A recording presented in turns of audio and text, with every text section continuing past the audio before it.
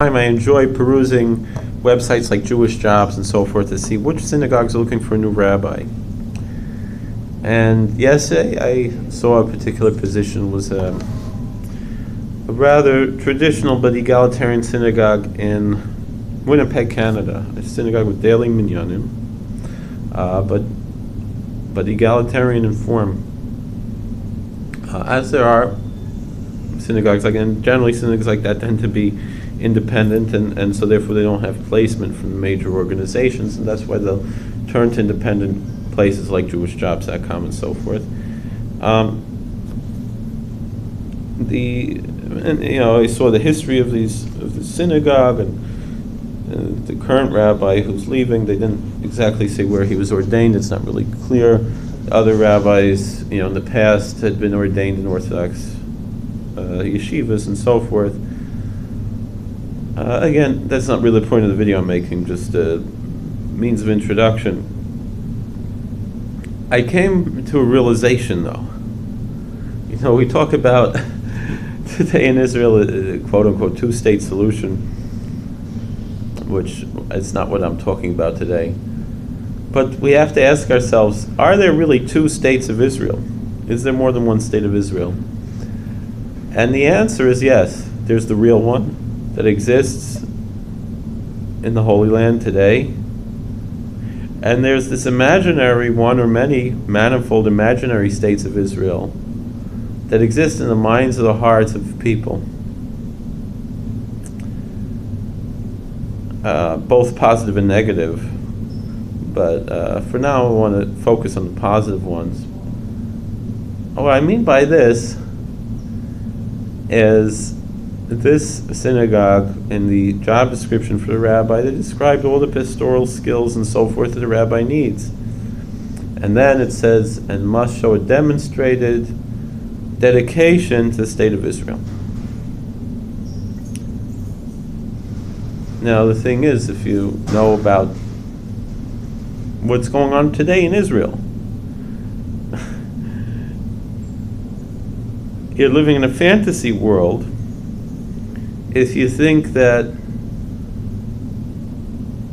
somehow an egalitarian synagogue like this is well represented by the state of Israel. Meaning, if you have an ideal, a value of Reform or Conservative Judaism, the state of Israel really isn't for you.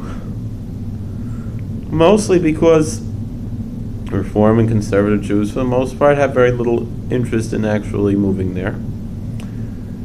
It is in certain forms, a democratic country. And so who lives there? Most of the people who live in Israel are either traditional or religious. And then there's a large minority that are secular. But the Israeli Masorti, what we call traditional, really, I remember the Kloisenberger Rebbe from Netanya, he said, they're maminim b'nei maminim.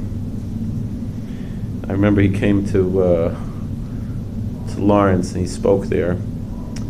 And it wasn't a very big crowd. I remember in the same auditorium in the Young Israel Lawrence Cedarhurst, Moshe Weinberger would come and make a tish, and it'd have 1,000 people, and the Kloisenberger Rebbe was there, and Moshe Weinberger was there also, and there were 20 people there, and this is talking about 15 years ago, and they should have announced Moshe Weinberger was coming, then they'd have a big crowd, So anyway, so I remember he said that most of the Klal Yisrael are maminim in Eretz Yisrael, are maminim b'nei maminim. They're believers. There's a lot of amaratzis. There's a lot of ignorance, but they're mostly religious in a certain sense. They believe in God. They're not secular, but the government and so forth is mostly secular, but not entirely. But then you have the government structure, which follows, instead of the American model of the Jeffersonian religious freedom, it follows instead the European model of official religions. almost like socialized religion, as opposed to American.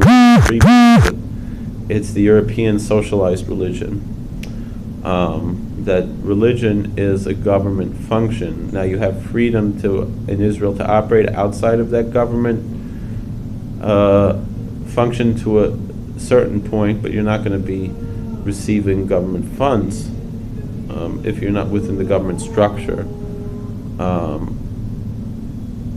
which is slightly different than European models where it's illegal to operate outside of the government structure. For example, in Germany, I remember I had actually applied for a position. I knew I wasn't going to get it, but to be the chief rabbi of Munich, Germany, and they explained how all religion goes through the government, meaning the rabbi is an employee of the German government, essentially, that the Jewish community pays a tax that's allocated to the synagogues, and so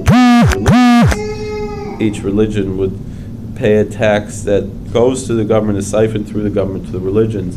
In Israel, you have a general tax that's, everybody's taxed, and the taxes go to, maybe I'm wrong about this, maybe it is, by religion where the government funds go to, but there are government funds for each religion.